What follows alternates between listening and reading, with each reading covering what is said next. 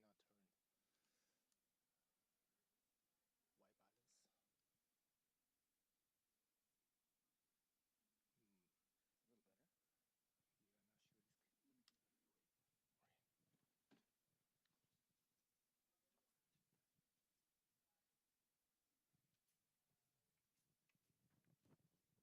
Okay. Hey, okay, I'm gonna stand over here and I'm going to talk at a decent, at a somewhat level, a little bit of a level. You're getting level? Do you want more? I can boost you up. You're good? You're getting nothing? Nothing. That's strange. That's super strange. Well, I'll boost this up a little bit. I don't know what could be doing that. That's, once again, like I say, super, super strange. I've got that up all the way. You got it? I'm gonna talk like this. You're good?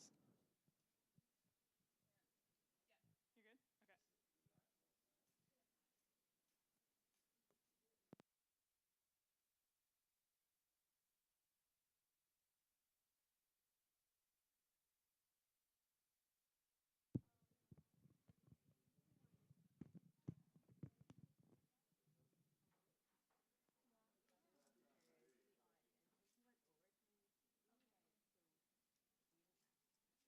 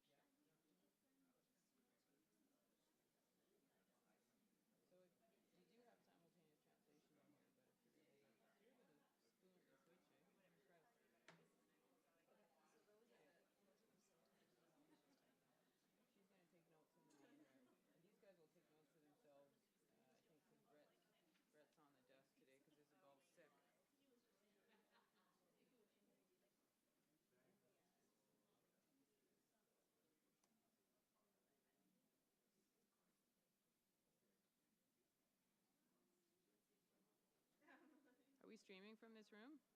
Good.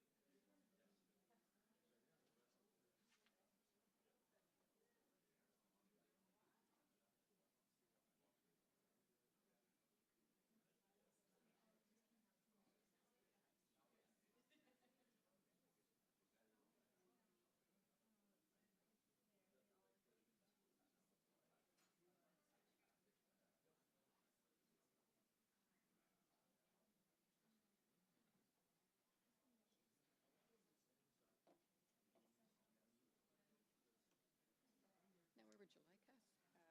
So Clifford can have a seat. That's your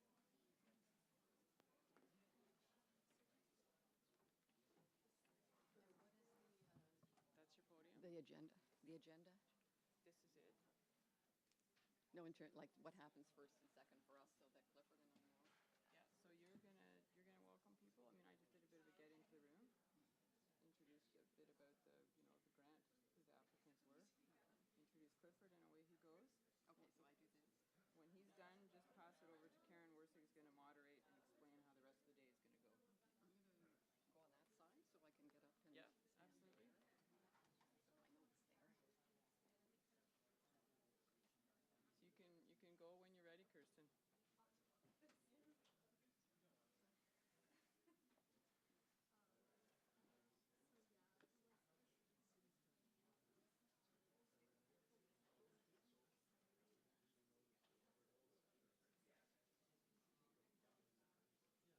Every time you have a group like this, they all sit at the back, eh? Yeah. Yeah. You can bug them to come forward if you want to. Where's this?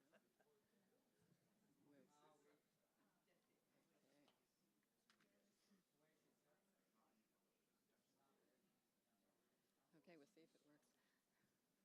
Good morning. Good morning. Good morning. All right. Okay, we're awake. Everyone ready to go? Okay. It would be really great if you could come up closer to the front. Come on. I know there's a few there. I see you in the back there. Really? Come on. Could you? No. After 2 days, you want to sit exactly where you are, right? Okay. I'll let it go. I'll join you in a minute, okay? All right. Okay, so I'm doing a bit of a background here on how we all came together and then move quite smoothly introducing Clifford Lincoln. All right, so we come to this policy forum after almost a year of planning. We started last January by pulling together an application for to the Social Sciences and Humanities Research Council, or what we call SHRC, for a connections grant. The grant was specifically for assisting academics to reach out to communities and partner with them on projects. Unlike other grants, that included conference funding. So it was being, something really interesting that SHRC had decided to do finally. So community media across Canada needed to meet to discuss, and they needed to discuss the state and future of their sector. So that's how we came together. In our grant, which Kathy Edwards and I co-wrote, we said that the project would engage community media practitioners, academic researchers, policymakers, and the Canadian public to develop a community media policy to improve citizen access, participation, and digital media literacy in all platforms in Canada. Phew, okay, really ambitious. Our overall goal was to promote an ongoing reciprocal relationship amongst community media with the goal of making community media more accessible to Canadians. As we worked on the conference itself, we formed a working group that met regularly, planned, amongst other things, a national survey, as well as focus groups across the country. And so that we could get, the information that we needed to put on this conference and get to this point, of this policy forum. Now, the quotes that you see everywhere around on the tables and that, those are all quotes from the survey itself. So people made those comments on the survey, and we thought that they were important to put up around them so you could see, what other community media practitioners had said. So that is why, after 2 days of conversation and debate, we find ourselves here today at the Policy Forum. One of the features of this type of grant that we submitted was the need for a principal investigator of the project, and I filled that role as the academic, but also for a group somewhat like a board of directors that Shirk called, rather strangely, called them collaborators. We all thought that was kind of a strange word, but we were collaborators. And the role of the collaborators would be to give advice and help shepherd the project along. The 4 academics who came on board to be collaborators are Robert Hackett, Clifford Lincoln, Floria Sauvageau, and Dwayne Winsack. And then the 4 community media partners and practitioners that we had as well was Kathy Edwards from Cactus, David Murphy representing gaming, Daryl Richardson representing the media co-op and other online media, and John Harris Stevenson representing radio. I also have the privilege today of not just telling you what the background is for us actually being here, but I have the privilege of introducing today one of the academics who honored the project by allowing us to use his name and would give us advice. We were very pleased to have Clifford Lincoln on with us. Clifford Lincoln was a member of the Quebec National Assembly from 1981 to 1989. And was a federal member of parliament as well from 1993 to 2004. One of his many accomplishments was in his role as the chair of the Standing Committee on Canadian Heritage. In that role, he also chaired and authored the report on Canadian broadcasting that we know as Our Cultural Sovereignty, the Second Century of Canadian Broadcasting, which I have here and have always had in my office upstairs, along with several copies that some of you might want to pick up. It's that important. So I've always had this with me. Unfortunately, his many astute recommendations were not taken up by the government. However, Clifford Lincoln's work on that report will always be remembered by the people in this room and many other Canadians. One reason is the slim but extraordinary chapter in that report on community, local, and regional broadcasting. The people here today and many, many other Canadians across the country took heart from that chapter, knowing that their work had been recognized and that we could move ahead, I think, with pride. So first, and on their behalf, I'd like to thank Clifford Lincoln for that. And second, welcome him to the policy part of this community media conference.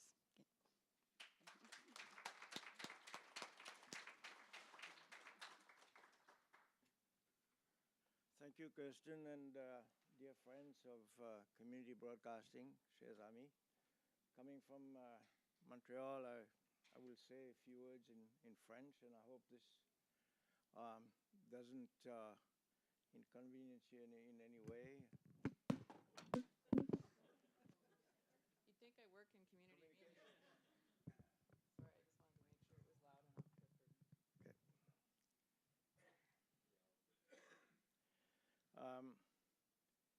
Je conduisais ma voiture hier quand il y a eu une étincelle de mémoire qui m'a fait penser à quelques années que j'avais passées à l'Assemblée nationale, les premières années dans l'opposition libérale, du temps de René Lévesque, Jacques Parizeau et les temps historiques à Québec après le premier référendum. Et pendant quelques années, on m'avait donné le rôle de critique pour le commerce international et les relations internationales.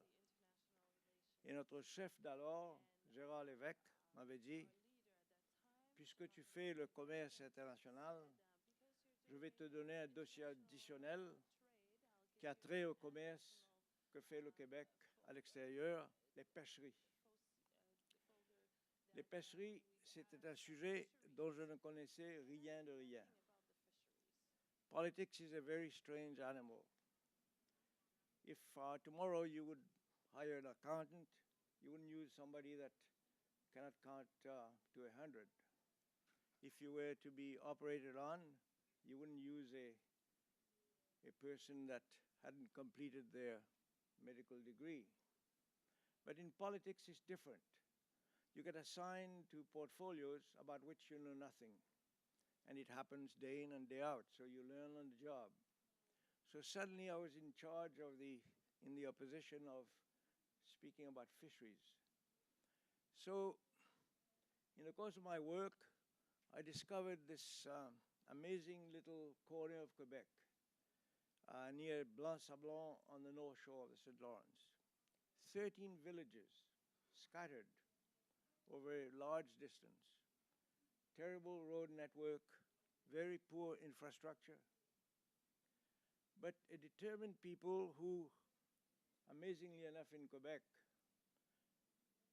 spoke mostly English and broken French. They had kept their culture and language over a couple of centuries, living in these little villages, poor villages, and living out of fishing. And the link among them, their precious lifeblood in a sense, was a community radio in one of the villages, Harrington Harbor. And that radio station, the community station, was the life and soul of the community. It provided information on weather, on the state of the sea for fishing, on news of the various villages. It was their connection among them, their key connection. And the Minister of Fisheries at the time, whom I opposed in the House, was a learned, cultured, but terribly eccentric person. Today we would call him off the wall. He died 2 years ago. His name was Jean Garon. And he was totally unpredictable. And somehow, for some reason, he had a spat with his fishing villages going on year after year. After a while, they were using the community radio station to protest the policies of the ministry, and he got fed up. So he ordered the powers that be, I guess the SQ, Sûreté du Québec, to close the radio station. So I got stuck in this little cause célèbre of these villages, which lasted about 3 or 4 weeks. Some of them locked themselves inside the radio station to stop the SQ from closing it entirely. They tried to broadcast. It was a fight to the finish. And finally, thank goodness, common sense ruled, and Garon ordered the reopening of the radio station. And it struck me how much people are imbued with a sense of belonging, of community, of feeling that their part of the world has to keep on living, exchanging ideas one to the other, being informed. And in some places, like these 13 villages, the radio station was the key.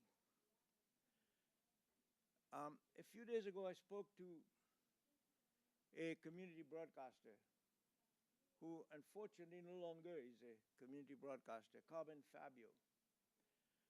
She worked with Andre Desrochers, whom you know, no doubt, in a community TV station in Rigaud in Quebec. I was interviewed by her on a subject about train commuting transportation a few months ago. And I found out afterwards she had left the community TV station. I've known her for many years, a wonderful journalist, dynamic, competent, ethical. And I said, why would you leave? And she said it was getting impossible. I'm a mother of young children. It was night hours, hardly paid for it. She was almost a quasi-volunteer, and she couldn't do it anymore. It was getting to be too much. And I spoke to her and I said, could you give me some ideas of how you see things? And she was telling me how, in her environment as a community broadcaster, she was faced with the fact of having to work so hard with Andre and others to keep the community broadcasting alive. And yet, on the benefit side, it had become a bridge in that region between Francophones and Anglophones, to the point where it was truly a link between the two in a province where tensions sometimes arise, especially at a certain time, close to political elections and so forth. And she told me how people would stop her in the street and say, just keep it going. It's wonderful what you people do. And yet she's not there any longer. And as I discussed with her, we discussed community newspapers. There's a senior writer in the Montreal Gazette called David Stubbs. And he wrote a wonderful article the other day mentioning how he had started with a little paper called News and Chronicle. He was a cub reporter. Finally learned the ropes there. He became a senior reporter for the Gazette. He really learned how to write, how to connect with people, how to interview.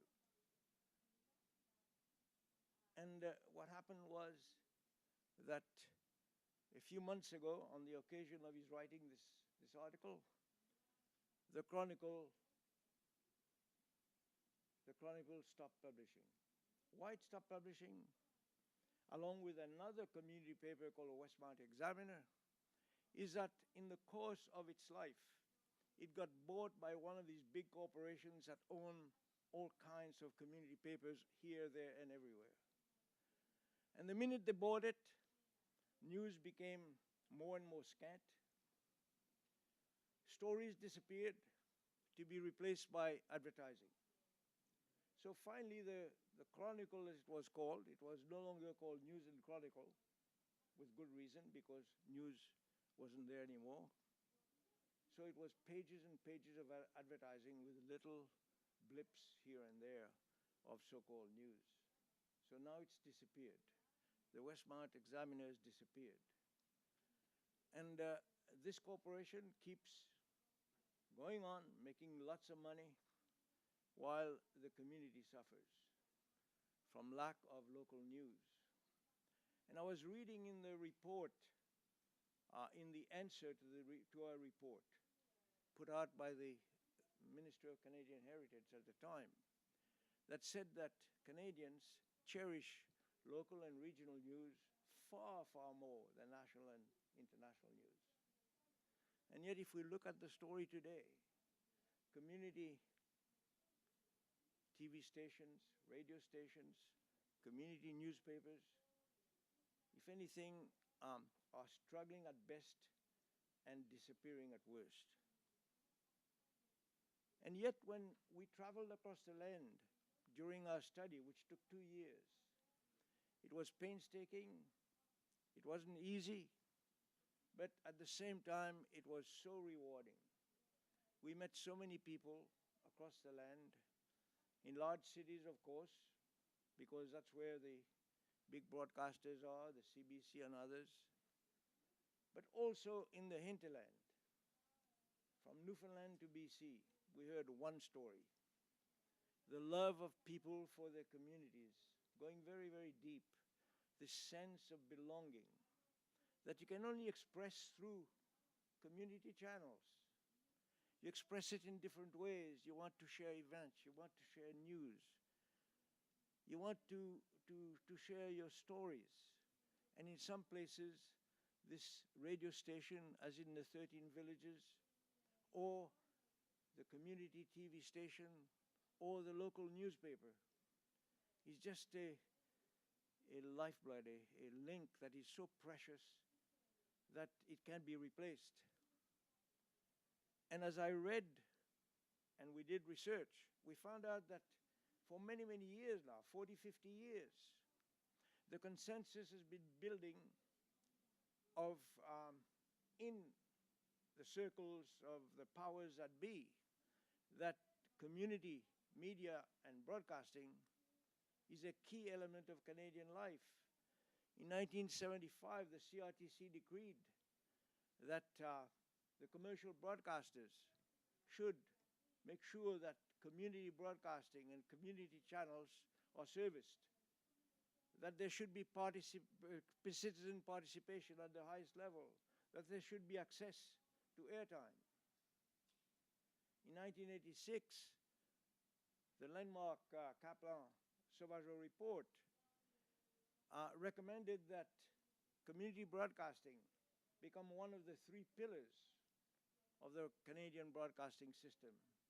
Indeed, in 1991, when the Broadcasting Act was revised, it did happen that the government decided to enshrine community broadcasting as one of the 3 pillars of the Canadian broadcasting system. So when we embarked on our study, which started in 2001, we were very conscious that community broadcasting was a very key issue. So we heard testimonies, and many of them are reflected in our report. Those of you who have read our report will see testimonies in Chapter 9 about community media and community broadcasting, many of them. And I will highlight one of them that we included in our report. And it came from Mr.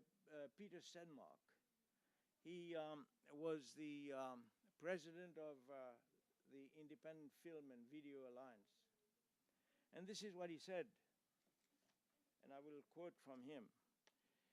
The community channels should be independently run, and financial support for them should be found by transferring the percentage the CRTC requires the cable companies to invest into community TV into a direct financial subsidy to community channels which would be publicly run by non-profit organizations.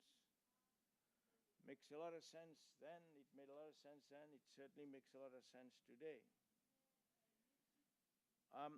As I toured Canada with our committee, one thing we found, and I'm sure that you reflect it very much so here, is that there is no lack of leadership, there is no lack of knowledge, there is no lack of commitment, there is no lack of volunteer spirit in the community network. Very much the contrary. There is a lot of leadership. There is a lot of competence. There's a tremendous volunteer spirit. There's a commitment that goes very, very deep. So what is missing? What is missing is a consciousness by the powers that be, from the government down, from the CRTC, certainly from the commercial interests and the cable companies, that community media and community broadcasting deserve far more of a share of the attention than it receives today. I think from what I read of your approach to this conference, that you are focusing on a technological approach which will include the future in a world where communications, the digital world, is evolving at an exponential rate. Almost weekly there's something new that happens that boggles the mind.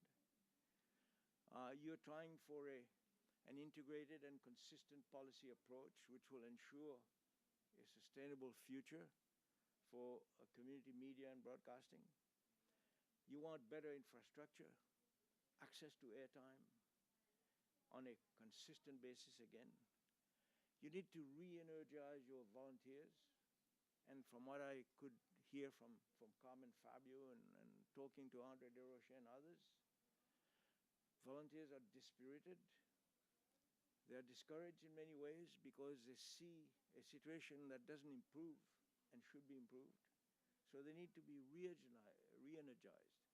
And I think you also need to restrike a partnership with the Minister of Canadian Heritage, which has been absent in the last few years, to re-energize the CRTC and make them believe that community media is a source of Canadian life that should be taken very seriously. So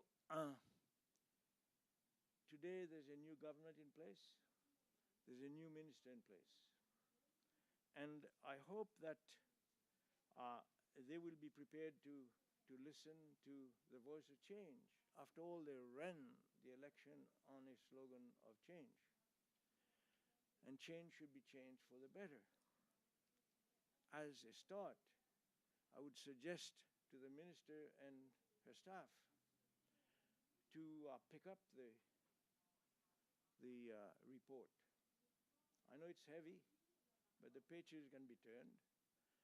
And Chapter 9 is still relevant today. Chapter 9 had 10, it's community broadcasting.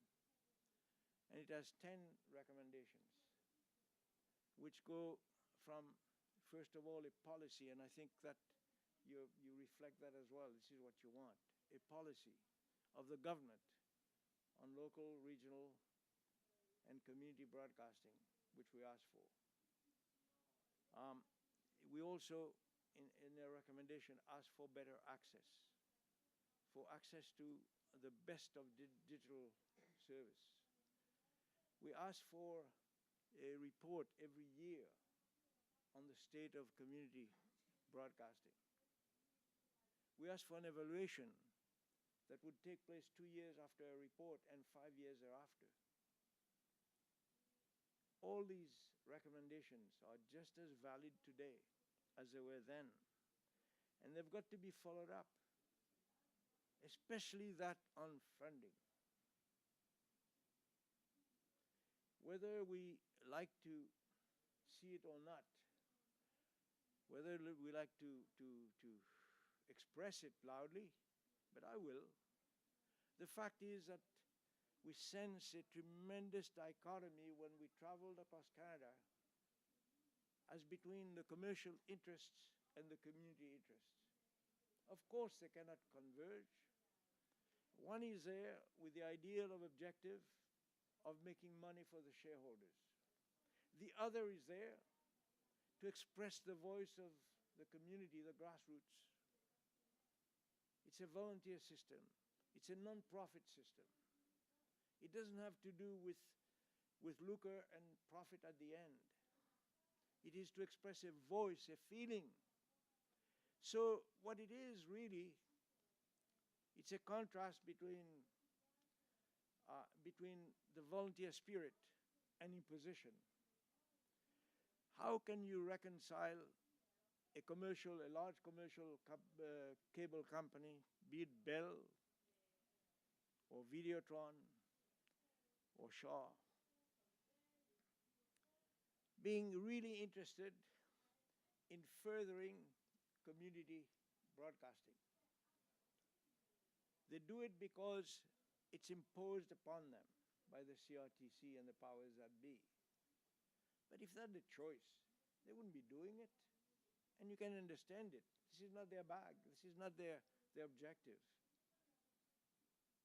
So really what we've got to do is to make sure that community media, community broadcasting especially, have got autonomy, a life of their own, especially through funding. Funding is a key to everything.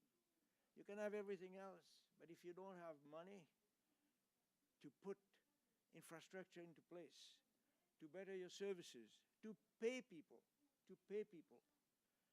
Carmen Fabio was telling me how sad it is that now, because community broadcasting, TV, radio is suffering, we are not training those young people that come out of our universities and are looking for an outlet somewhere and may not be employed by Bell or Rogers, because for them you use the least possible number of people and you take the best because you can afford them.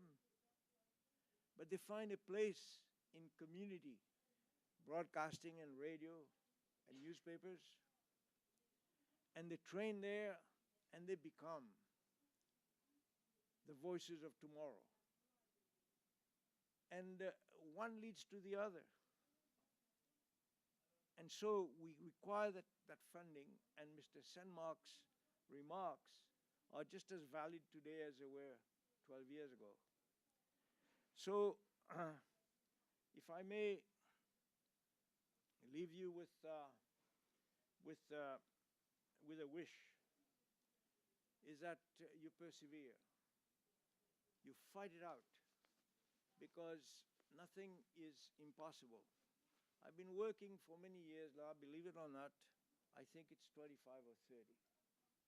When I was first elected to the House of Commons in 1993, I don't know how many years that makes, I chaired a committee of many representatives, federal, provincial, several transportation agencies, cities, etc., the airport in Montreal, over trying to get a better linkage of train commuting service, feeding to the airport, and some 450,000 people that live in the Western region, where we have a commuter train service which is dependent on the wishes of the Canadian Pacific Railway, because freight comes first, people come second. So we have trains that never show up, or at the times when you need them, they can't be there because freight is there first. And we've been fighting for dedicated commuter service. This is 25, 30 years. Finally, you know, fighting, never giving up. We decided to get fed up in the end. We created a coalition of mayors, of elected people, but mostly of the grassroots. We went on the train stations with little cards, and we got thousands of signatures. Then we took a bus and we went to Quebec City. And we had a meeting, and several ministers came, because when you've got mayors and you've got a lot of people, they come. Elections come up every 4 years. So we managed to get a listen in. And finally we got this premier, when he was running for election, to make a commitment. And now they've given the Caisse de Dépôt, which has got lots of dough, the job of putting our project alive, making it happen. It's not happened yet. You've got to be cynical until you see it. At the same time, I've always believed that if you don't give up, government change their ways. They listen, because they have to. Government are not a separate body. It is us, it is we. So I recommend that you keep on the fight, that you see the new minister, that you never give up, that you get your own fund, that you get your own life, that you get your own autonomy, that you keep your organization going, because what you do is central to our lives as Canadians. It is community. It is us. So keep going. All the very best, and congratulations to you.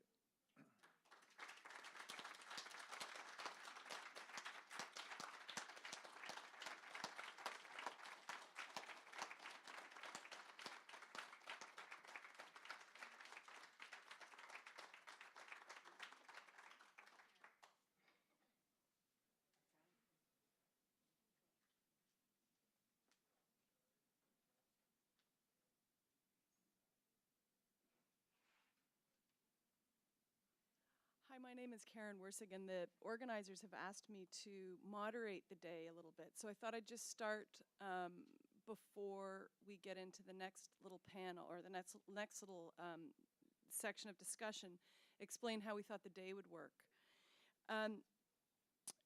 Kathy Edwards is going to come up and explain how the consultation worked this summer with the survey and the focus groups that happened across the country about community media, and go through the value statements that emerged from that process. And the policy working group established some proposals coming out of that that are included, that they would like to include, and various groups would like to include in their briefs. And groups like Cactus and the Policy Working Group and other organizations would be interested, I think, in hearing more discussion about some of these policy areas. And so there'll be an opportunity for you today in breakout sessions to talk further about some of these policy proposals and further refine them, debate them if necessary, and simply discuss them and understand them better. So we'll have a few moderators to help with that in case there are breakout groups. We have Barry Rook from the NCRA. We have Amélie Hintz from the FEDE TVC. Is that right? FEDE TVC, c'est ça. And who's our third? We have Victoria Fenner from Rabble. And I will also take one of the sessions, la séance bilingue probablement, mais ça dépend. On peut aussi, toutes les séances peuvent être bilingues si les gens sont prêts à faire un peu de traduction, live traduction dans leur petit groupe. Mais on peut faire ça aussi. C'est bilingue dans cette salle-ci parce qu'on a la traduction, l'interprétation en arrière. Et si vous avez besoin d'écouteurs pour comprendre, je crois qu'ils sont toujours disponibles à la table de réception, là, la table d'inscription. So we will also be inviting, I think, questions and comments all day. We ask that you use the mic. We have to use mics even though we probably wouldn't need one for the size of this group, just because the sessions are still being streamed. And so we're asking if you want to speak, please introduce yourself if you feel comfortable doing that, and say a little bit about where you come from, because it helps place the comments that we're going to get today. Is there any clarification needed? Anybody have any questions at this point? I think we have lunch again today, right? Because we're a little wraps today. Woo! So because we are a little later than expected, what I might suggest is that one of the breakout sessions be a working lunch, just so that we get back on track, because I know people probably have to go at the end of the day, so we probably need to make up some time, right? C'est beau? On est d'accord? Okay, good. So I'm going to, without any further ado, thank, first of all, Clifford Lincoln for your words of encouragement. I think we have to take them very seriously. I think we are in a moment where change seems somewhat possible, where federal policy possibly could, after 10 years of feeling like maybe it wasn't that possible, maybe there's a moment now that we can make our voices heard. And part of, I think, the idea of today is trying to get on the same page so that whatever work we're doing, whether it's in our own communities, visiting our own MP, for example, could be helpful, our own band councils, to get everybody on the same page around what is necessary. And I think Mr. Lincoln expressed it really well, which is we really need to fight for our own independence and for adequate funding to fulfill our public mandate. Sorry if I've paraphrased you on that. But thank you, because we really need that encouragement. It's really important at this point. So I'll introduce Kathy Edwards, who was one of the co-chairs, I believe, of the Policy Working Group. Somebody's talking to her right now, so how can I drag this out? Kathy is sort of the force of nature, I think, behind this conference, behind the policy, behind a lot of the policy development, and somebody who is very inspiring in terms of pulling us together and making us think not just about how things work now and how things worked 20 years ago, but how things should work in 20 years, because we have to also prepare for the future. It's really important to do that.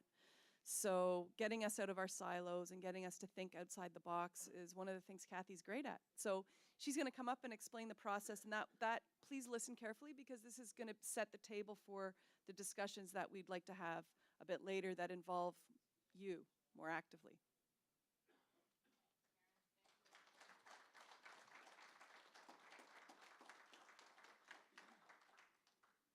So Karen's just ducked out on describing the process, but the way we had split up the day, just to make it a little more clear what they can expect, we think it'll take up until coffee break.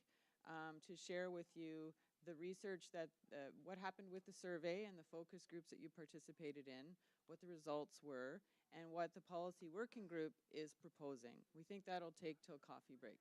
Nous pensons que ça va prendre jusqu'au notre break pour café pour expliquer les recherches qui sont déjà faites.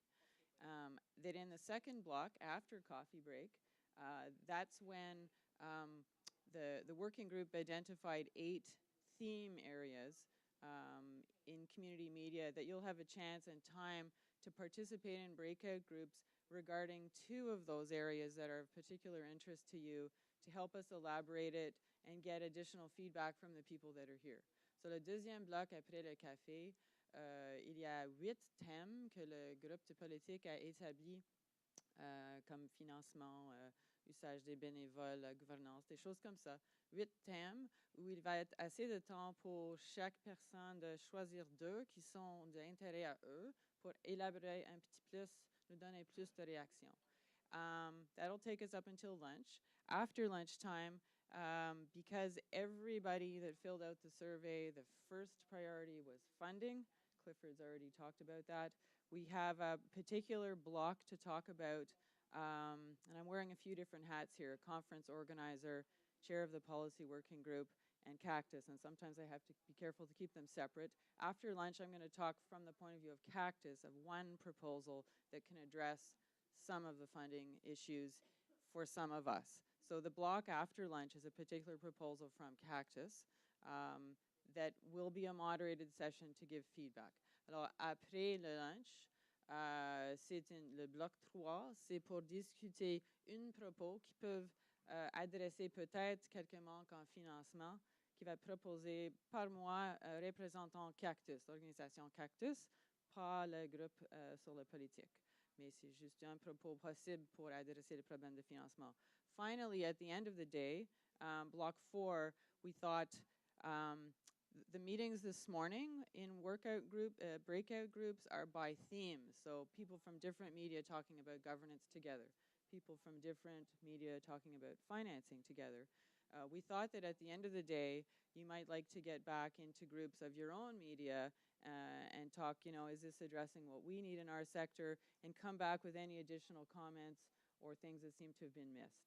So dans la 4e bloc, notre idée était de offrir une période de temps pour discuter par médium, si vous voulez, s'il y a des choses pour ajouter du point de vue juste de la télévision communautaire, ou ajouter des choses juste du point de vue de radio ou des plateformes en ligne, que c'est une opportunité d'ajouter d'autres choses à la fin de la journée à la conversation. So that's how we thought we could use the time. So there'll be 3, this one now is presentation, and then 3 opportunities for feedback later in the day. Présentation maintenant, 3 occasions pour donner votre réaction, travailler ensemble pendant le restant de la journée. So Karen's invited me up now in my role as chair of the policy working group to summarize the research that has been done to date. But just before I put that hat on, I wanted to respond to a question that Andre Desrochers asked me yesterday. He came to me at the podium and he said, Kathy, people in francophones in Quebec are saying, we need more explanation. Why are we doing all these panels, and how do the panels relate to the 3rd day of the policy forum? Il me disait, pourquoi on fait tous ces panels? C'est quoi la chose qui s'organise? Comment est-ce qu'il y a une relation avec la 3e journée de la politique? So I just wanted to explain a little bit, and this is my other hat, which is as the main organizer of the conference, how we put together those panels, why the panels have the topics that they do, whether they're related to today, because I think it's worth a minute on that. So a year ago, when we knew after the Let's Talk TV process, we don't have time for me to translate both languages the whole way, and I haven't had much sleep, so I'm going to rely on the translator for some of the French here. We knew that community TV policy was going to be reviewed. As everyone in the room knows, and as Clifford said, community TV policy is way messed up. Radio's doing not bad. It's way messed up on the TV side. We wanted to be able to come to the CRTC with a proposal that takes into account changing technological needs, convergence of platforms, but we knew we couldn't do that in isolation. It meant a conversation with other community media. I knew very little about community radio. I knew almost nothing. I didn't even know gaming was a community media at that point. We just knew that we needed a cross-sectoral conversation. I knew about online organizations like Rabble and so on. I had not much personal experience. Neither did our members. We also knew that in previous policy reviews, there's very rarely academics there. Our organizations have almost no money to do research. Every once in a while we get a grant or something to do a report, but there's very little ability or capacity for us to do research of our own sectors. Meanwhile, academic institutions do this kind of research all the time, but we're not seeing them at policy reviews where we could use that research to back up our positions. So we thought we want to partner with academics so that they can come to the table, help us set context for the CRTC, and also establish credibility for us in the sense that sometimes community media is regarded as, oh, those are just all lefties, or you know, we wanted to establish what we're doing in an academic context. So this is why we wanted to, from our point of view, partner with an academic. Kirsten, in this case, we wanted it to happen in Ottawa. We hope that the outcome of this process would be accessible to government agencies whose policy affects us. That's why we applied for the grant. That's why we invited other community media sectors to talk with us. And I should back up and say, because community TV, independent, not-for-profit channels, there's about 10 representatives in the whole country, are so small and under-resourced, we had never met one another face-to-face. So our organization since 2008 has existed of long-distance telephone conversations. Our AGMs happen by telephone. I had never seen Gary Hoffman from Hay River until Saturday. I had seen Ivan because he gets mad about the CRTC and flies himself to Ottawa to have a point of view. But many other people, I had just never met them on the telephone, except by telephone. So, it was about coming together and meeting among ourselves, meeting with you guys. So that's why the SSHRC grant, as Kirsten mentioned, had 4 different representatives of different community media on the application, so that we would make sure that whatever research we did represented the points of view, there was the right questions on the survey that make sense to different media, and that the questions were understandable to different community media. Regarding the panels at the conference, nobody wants to fly across the country just to talk about politics, I think. Maybe a few of you would, but we thought we want to get together, offer something in terms of training would be the wrong word, but professional development. We never had a professional development conference available to Cactus members, and we thought it might be new to other media to get a chance to talk cross-sectorally as well. So we thought we'll plan 2 days of workshops. There'll be a technology focus, because this is something we're all grappling with, as well as the perennial issues around community TV, like volunteerism, governance, these topics that never get stale that we always have to review. And just as one example, we had one about how to support your volunteers. Until we started talking to gamers, we had no idea that, for example, women gamers are getting harassed online. So that's a volunteer management issue that we can recognize from running community radio and TV stations. We have to make people feel welcome and included for these platforms to work. So we looked at old issues, but in a cross-sectoral way, and we wanted to look at new technology issues. But they're not just practical issues. Almost every one of those panels have policy implications as well. And I'm sure you were hearing, and there was policy conversations in some of those workshops I was able to hear. And I'll just give you a couple of examples. We had a workshop about multilingual programming. You know, in our country with our 2 solitudes, how can we not talk about multilingual programming? With the Truth and Conciliation Commission, how can we not talk about multilingual programming that engages First Nations people as well as Anglophones and Francophones? So we wanted to have that panel, but it also has a policy implication in that right now, for example, on the community TV side, cable companies are encouraged, they have a financial motivation to separate Anglophones and Francophones and offer different community channels. So where is the dialogue and where is the community focus when that's happening? And we saw last year there was a big stink in Montreal about Videotron wanted a second English channel. Was it just a money grab? ICTV made an alternate application. So they'll have policy implications, most of them. Some of them that may be less obvious to you. For example, we wanted to have a panel about, there was one yesterday about maximizing community impact and engagement. If we want to go and ask for money to the government, it seems to me we need to be very sure we're doing our core mandate, which is not just local coverage, but community media is supposed to be different in being able to mobilize social change. So I wanted to make sure that it's in the room being discussed that this is one of the roles of community media. Or the out of the box session, you know, why did we get Barbara Eppensteiner to come here from Austria? I had visited her channel. I knew that they had fantastically high quality programming and that she does it with volunteers through amazing training and feedback. We often get criticized for, you know, there's this old, at least on the TV side, perhaps not on the radio side, this criticism that it's, you know, it's potted plant programming, it's boring, it's talking head.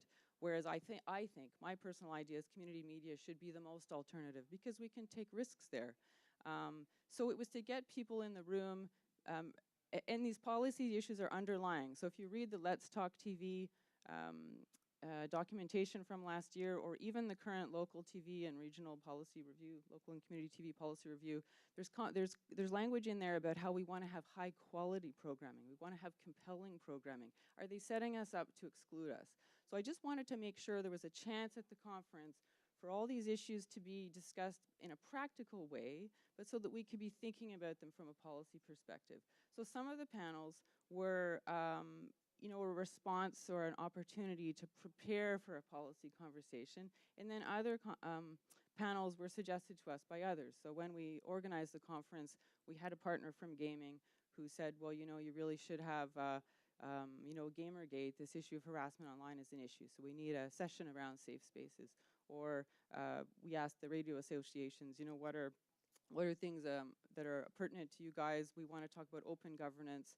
And the Arts du Canada said, well, you should invite Jason Willett from Shediac. He has a great relationship with the local government. So Christiana Clemens said, well, you really need to do something about audience analytics. I know nothing about audience analytics. So her workshop is happening next. So there was also ideas coming in to us as a planning committee about what panels to have.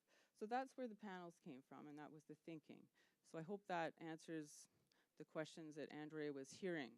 In terms of what's the relationship to the first 2 days to right now. We had note takers in the 3 rooms over the last 2 days, and they were asked not to write down everything that was said, but to make notes if they heard something that sounded like it had a policy implication, so that the discussions would be captured. And those are available both on the conference website now.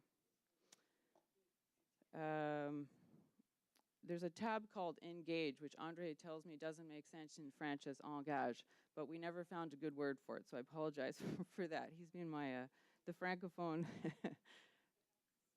Okay, pour participer. But if you take a look at discussion boards,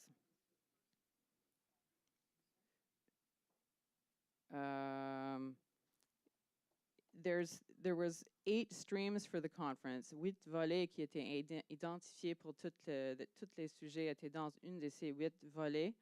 So for example, if we look at stream new technologies, during the sessions over the last 3 days, the moderators have created a topic for every panel. So chaque panel a sa propre titre, and any things that came out of those discussions are there noted in the session notes. They're supposed to have done the session notes in English and French. I see that this one is English. They all were hired because they're students. They said that they could do both. So I've picked one. For some reason, I'm only seeing English, but they're supposed to be available in, oh, maybe it's in French if we switch. Did they do it? Oh, I think they copied and pasted in separate volets. They're not together. Anyways, they're there. And so the policy working group has access to all of these notes from all of the sessions. And not every session was about policy, just to look and see that we catch them as they came up. Yeah. And just before we get into the research then, I just wanted to thank my members, meaning Cactus members. I've got my Cactus hat for the coverage that they've done on camera over the course of the 2 days. They've done a great job, and it was somewhat an imposition to ask them to be doing camera while they're supposed to be just covering a conference, but most of them took it on and good-naturedly. I'd like to thank Pedro Mora, and so that you know who Cactus is. Pedro Mora from Victoria. Deepak Sahasrabudda, just at the back of the row here. Ivan Trail who shipped 2 cameras here, which then didn't end up working because we didn't have the right connection. Richard Ward, who's seated just here. Who else have I got? Gary Hoffman, Gray over there. Who else is in the room here?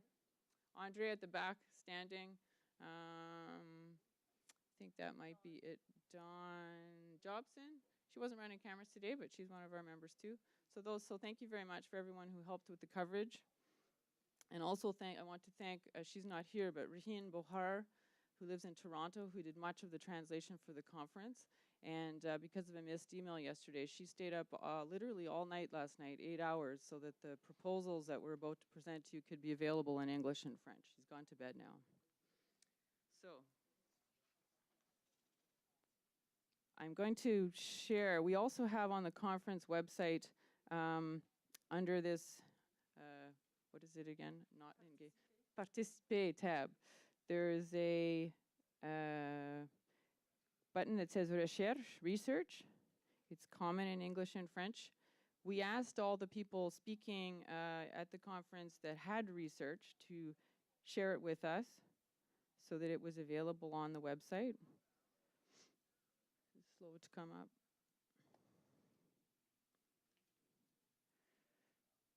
Let me try the English button. Maybe there's something wrong with the French one.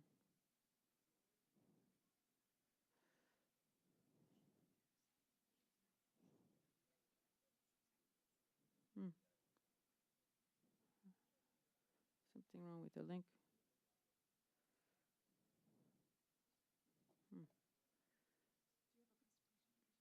Yeah, this is what I'm trying to bring up to do.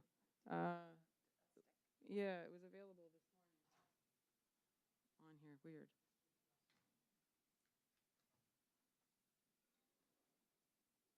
Whoops. No, I'm gonna have to copy it. I don't know why it's not coming up.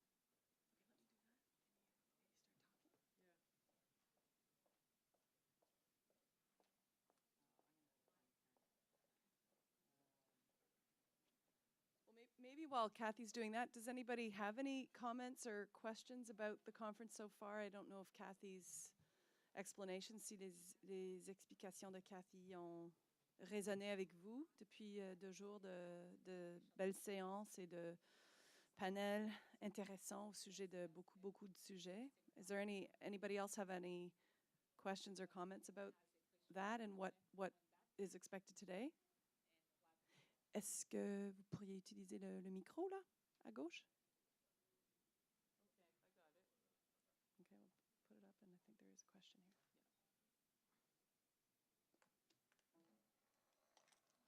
It's more like a comment. It's I'm very pleased that it is joined everybody. Well, I'm going to say in French. I'm more comfortable. Je voulais dire que le forum était vraiment une très, très belle initiative parce que ça nous rassemble justement tous les éléments communautaires. Puis je pense que c'est très important que nous soyons ensemble et que nous prenions connaissance, pas connaissance, mais conscience que nous sommes une force qu'on peut donc avoir un poids politique et un poids social important. Fait que je suis très, très contente de cette conférence et j'espère qu'on va pouvoir la renouveler. Merci. Colette. Merci beaucoup. So on the research tab in English and French, there is the report from the survey that was done. This is the English copy. I was going to show you the French copy actually, but it's not on my laptop. It is on the website. So if you click that recherche tab, you can get a copy in both languages. Michael Lithgow wrote it. He's the coordinator of the Community Policy Working Group. Oh, that was one thing I meant to say. There was the SHIRK grant collaborators, but then the policy working group that's drafted the values and proposals I'm about to present has been made of different people along the way when we needed to consult people. So for example, the Fédération was not originally involved in the grant application, but Amélie has been advising the policy working group from the point of view of TV in Quebec. François Côté from Arc du Canada has been following remotely what's going on. Other people send us comments. So it has been a fluid group providing input. We lost Daryl from the Media Co-op. He had other commitments. We had another person from the Media Co-op on. So that's been a dynamic group. So the report. I'll just show you who filled out the report. So this was sent out to community media networks in August and September. André translated it to French. Thank you, André. It was filled out by over 400 people. Plus que 400 personnes l'ont rempli. When you think that there's only there's fewer than 200 community radio channel stations in Canada. There's a dozen independent community TV associations, 45 in Quebec, roughly. A handful of gaming groups. The fact that we got 400 responses, I think, is incredible. We distributed the survey through all the community media networks that we knew. So all the member associations, but also people that came to the alternative media forum at the People's Social Forum last year. All the alternative groups you could think of, the UDC, Union for Democratic Communications Conference, just anyone we thought might be interested. It was on a Facebook page. So it was community media networks. It wasn't a random survey of Canadians. The purpose was to find out what community media users and practitioners think policy needs are for community media. So we were delighted with the response. We think over 400 is an amazing consolidation of our voices. Here's who filled it out provincially. We were very happy with the distribution of it as well. So this shows where the main respondents were. It's not far off. There was more in British Columbia, I think, than their population as a proportion of the total. But it was not bad. Every province and territory had somebody, except for Nunavut. The survey respondents' age were again more or less reflective of the Canadian population when you take kids out. Most of us were 25 to 65. Minority and underserved groups.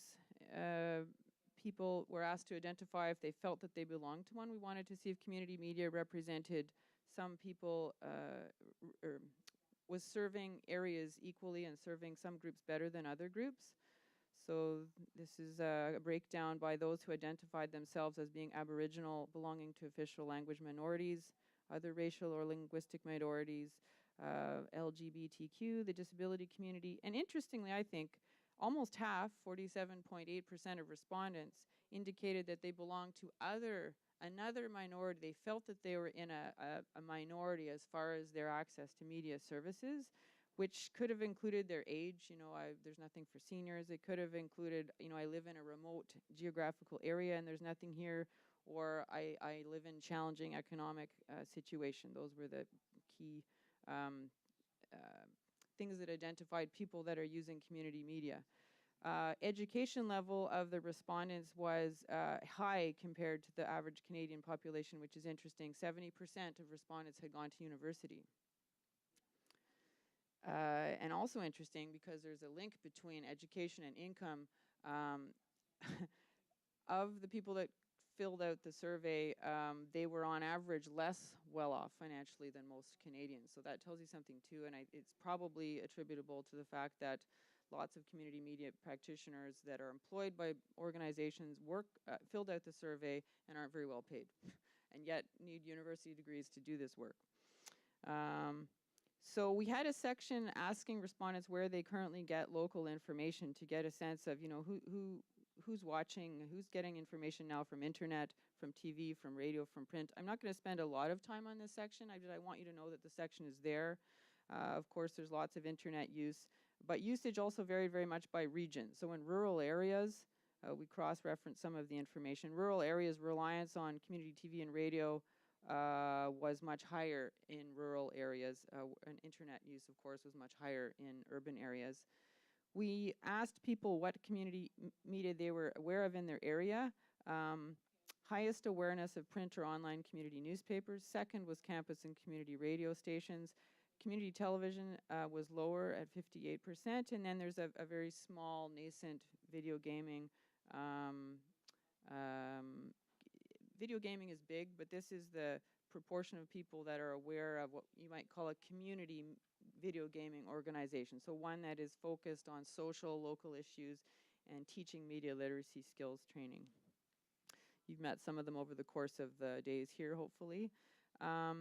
If you look at awareness of community media organizations by province and territory, this was the breakdown. Again, it was higher in British Columbia by population than other provinces. Very strong also in Quebec. The green areas show you where it was strongest. But there was awareness of them, again, across all provinces and territory except Nunavut. If you break it down by community size, there was highest awareness in large urban centers. Just a sec here. Actually, yeah, I think that I'm going to leave that table for a second. The loss of so then we had a question about loss of community media, because there's been lots of talk about globalization, consolidation of media infrastructure, deservicing of rural areas.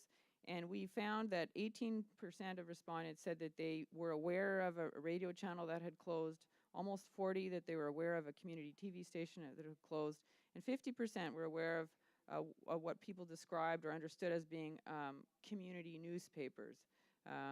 We don't actually know if they were necessarily not-for-profits, but what people understood as community newspapers, 50% knew of one that had closed, and 5.4% were other platforms besides these. And the closures, this is how the closures affected different provinces. So the highest numbers of closures were in Ontario.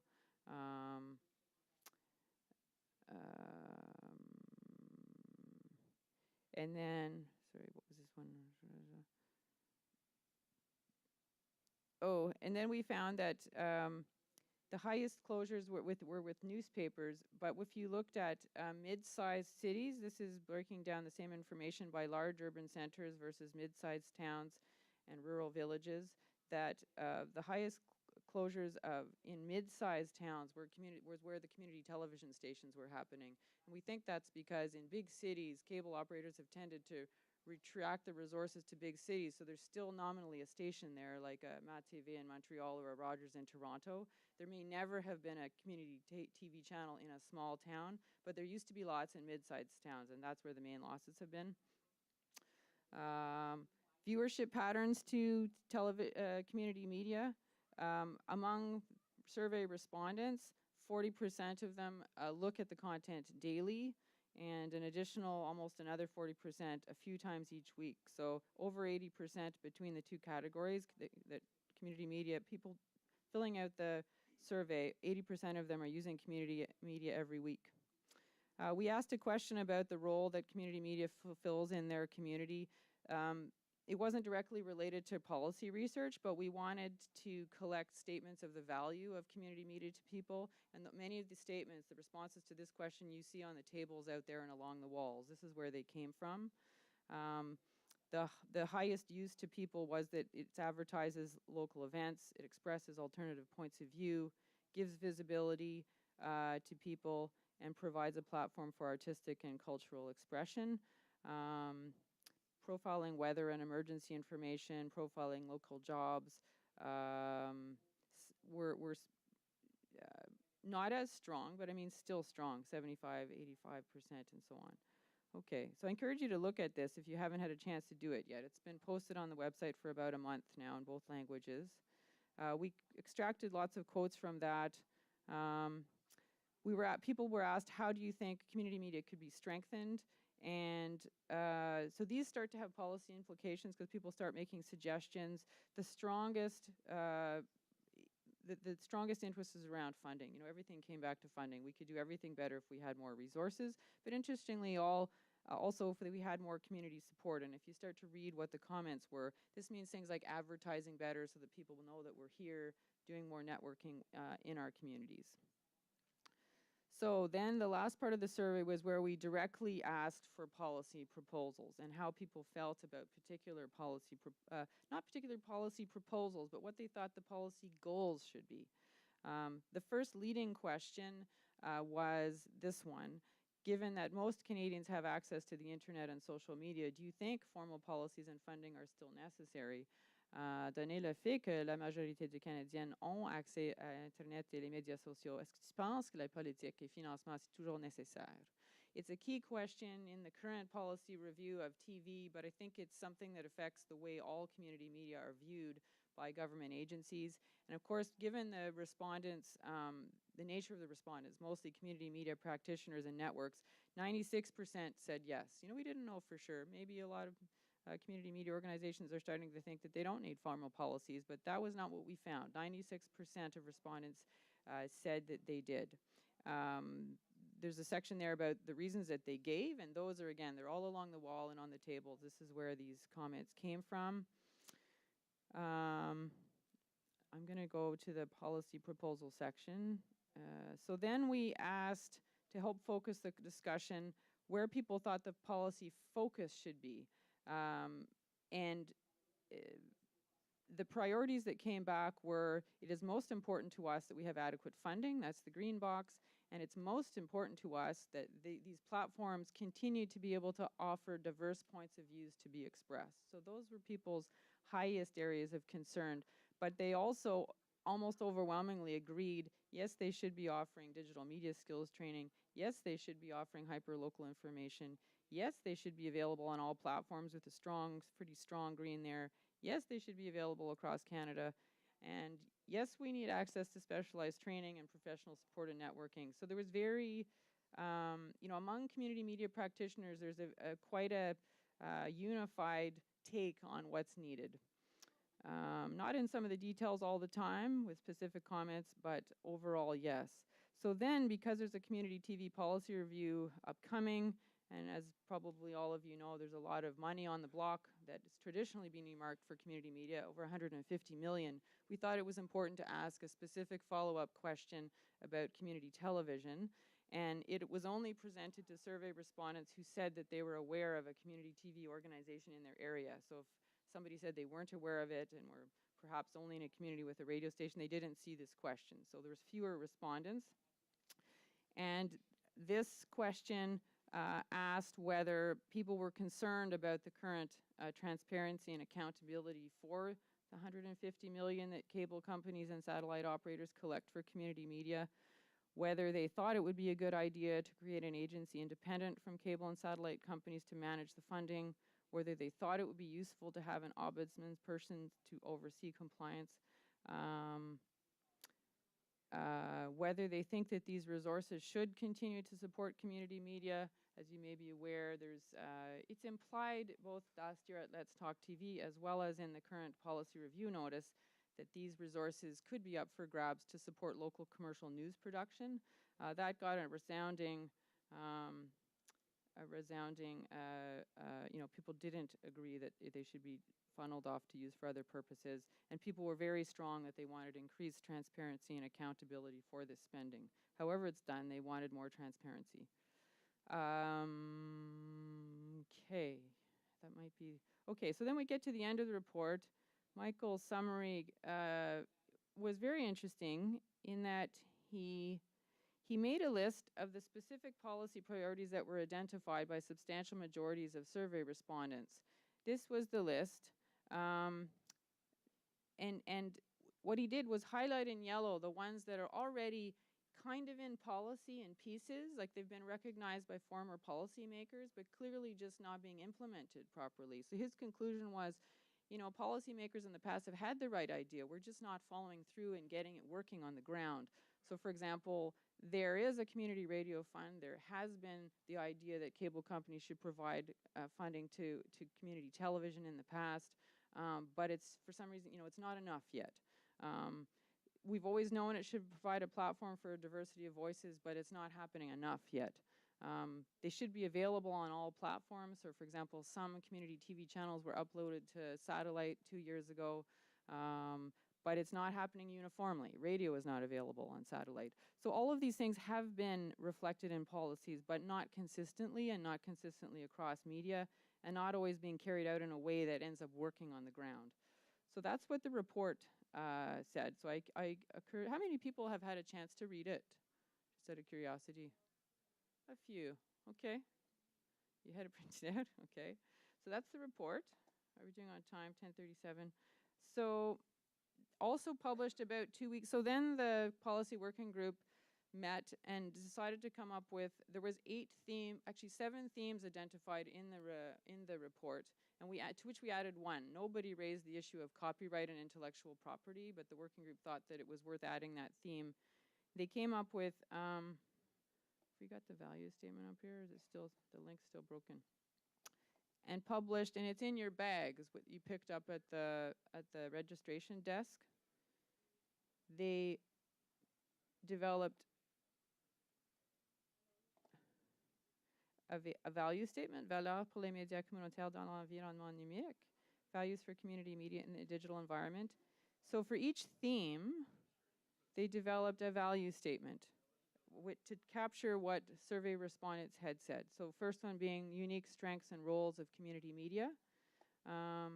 I'll just let you know what the themes are now, because we're short of time. I think what we might do is I'll give you a bit of an overview, and then when we go to breakout groups, you can have the time to sit with your moderator and read through the details. So one is, both in community radio and TV policy, there's statements right now about, what is the role of community media? It's supposed to be complementary to public and private media, but what does that mean? What are they supposed to be doing? So that's a value statement that was drafted that you can take a look at. How many people have had a chance to read the value statements? Combien de personnes les ont? Okay, good. So it helped having those in the bag. The second theme was around governance. This third theme was content, les productions, les contenus. Theme 4 was copyright and intellectual property. This was the one that was not raised by survey respondents, but then the survey didn't ask about it, and we thought after the fact we should put something in that can be discussed, because it was missed really, or perhaps just wasn't a priority for people. It may be working well, but it should be mentioned. 5 was training, la formation. 6 was accessibility, facilité d'accès, and that means geographic. Are community media equally accessible across the country, as well as technical? Can we get community media on every media platform? 7, funding, of course, the biggie as identified by respondents. And the last one, archiving and legacy, which is interesting. A few people raised this in the survey. And it wasn't originally in the panels, but a few people had said to me, planning the conference, you need to do something on archiving, and we have John Hauser here doing a whole workshop on it. So those are the 8 areas. So those are the value statements. They've been published for about 2 weeks on the website, and you have a copy. So you can be looking at that off the coffee break. And then what we've done just this week, because it was very compressed with the policy review coming up and the conference being held, is the policy working group members were asked to look back at all the survey comments that fell under each theme. We had them all organized and come up with proposals to address the value statement. So look at each value. What's our ideal for governance? What's our ideal for funding? What's our ideal for archiving? And where are we now falling short? If we're falling short, how do we remedy it? So just this week, we've come up with proposals. So this looks like the same. You see the theme 1, and then now you see blue text, which is the policy recommendation to reach the value or to reach the goal. So what we'd like to do today is have a chance to see what you think about these. So this is the policy working group's best take on taking everything we got from the survey that you said. Others outside the room said we're not the same group that did the survey. It's another chance to feedback on it to see if we've got it right. And we're sure things will be raised that are not here, and that's the point. In some cases, survey respondents were quite consistent. Everybody wants more money, but not everyone necessarily agrees on the best way to do that. So where there is a lack of consensus, or was a lack of consensus among respondents, where's number 7, funding, accessibility, the next one. Where there's a lack of consensus, I'll just give you one example, because we don't have to agree today, but what we'd like to do is identify where there's consensus, where there isn't a consensus, perhaps why there's no consensus, and what do we do next. So just as one example on funding, there is a range of opinions about the use of commercial advertising on community media. So what we've put in as a policy recommendation for now is that clarification, this is number 18, should be sought. Il faudrait mener de plus amples consultations with community organizations and the general public to determine an appropriate approach. And some of the things that were raised by survey respondents are captured here. On the one hand, some people think advertising undercuts the public service character. Some people think we wouldn't need to do it if we had enough non-commercial sources of funding. That's the only reason we want to. Some people think, well, we would always want to because local businesses need it. Some people think it's okay to have local businesses on, but it depends how you do it. You know, do it in a respectful way. So there's a whole range on that issue. So we haven't attempted to pick one. We've just tried to capture what survey respondents told us. Most of the categories are more straightforward than that. I think the governance ones and the issues around funding may generate the most debate, but we don't know. So we're coming up to the break now. So what I would suggest is I'm going to step down as chair of the policy working group now and hand it back to the moderator, is that when we come back after the break, we're going to have 2 blocks of time before lunch. Is it okay if I'm describing? And then you pick it up after. If there's 2 blocks of time after lunch. There'll be 45 minutes et 45 minutes. You'll have the chance to participate in a breakout group to discuss 2 of these themes, 2 of the 8. Karen will moderate with Alicia Lau taking notes, the largest interest area. So, for example, if you look at the first 4, if you go away at coffee, regardez les 4 thèmes initiaux, look at the first 4. They are atouts et rôles des médias communautaires, unique strengths. That's 1. We're gonna, in the first 45-minute block, you'll be able to pick from the first 4. Theme 2, gouvernance, governance. Theme 3, content, les contenus, production. And theme 4, copyright and intellectual property. So decide in your mind where you'd like to spend your time. Which of those are you more interested to talk about with a moderator and others for 45 minutes? And then when we come back from coffee, Karen will moderate the largest group interest in this room, and we have Barry and Emily and Victoria willing to moderate at 3 tables out in the atrium area. In here, we'll be taking notes on the main console. Out there, we'll be doing it on paper foolscap. And then we'll switch.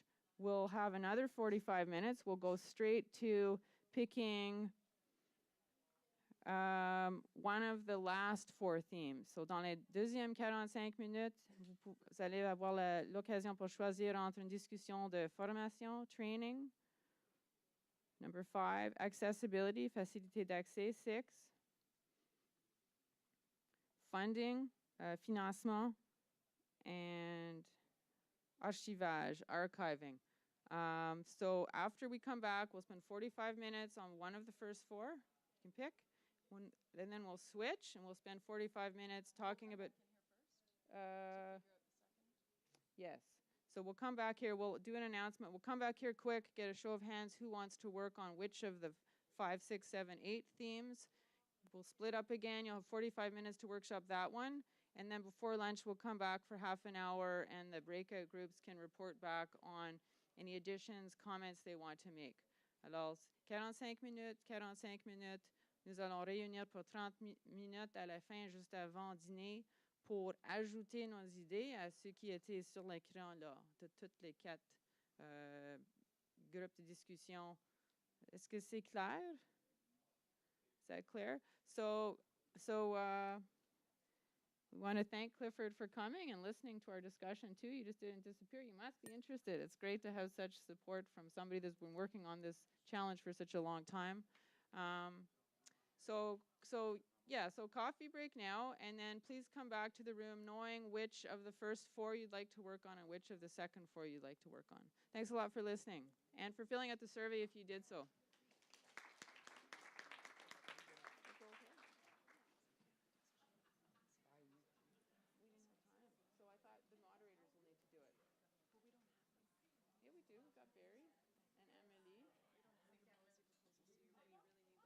Yeah, we do. She's been photocopying them.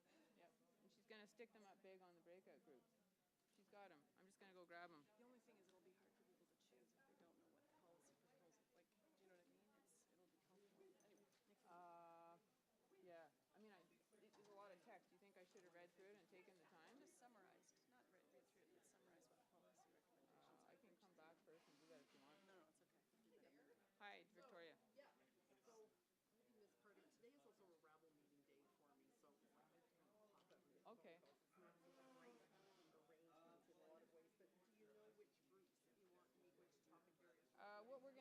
come back is the largest group will be in here, and then we'll split them.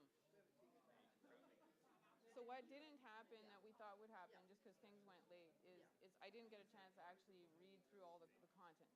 So what we thought we would do is, I still have a feeling people are going to kind of know where their areas of interest are. But when we come back, once you've got your moderation group, Jess has been copying this, so it's all available.